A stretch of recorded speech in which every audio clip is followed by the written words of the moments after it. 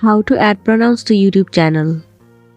So the very first thing you want to do is to head over to any of the web browser. Let me head over to Google Chrome.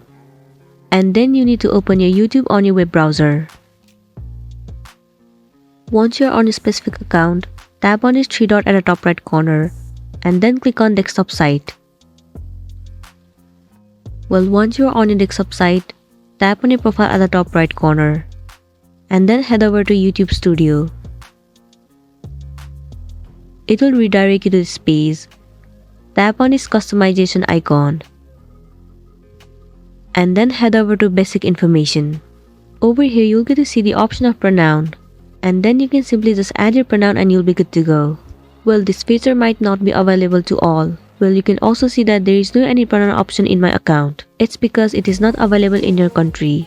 If it is not available for you, then all you can do is wait for the YouTube to enable this update in your country. So that's it, and this was a tutorial on how to add pronoun on YouTube. I really hope this video is going to be helpful for you. Thank you for watching it till the end.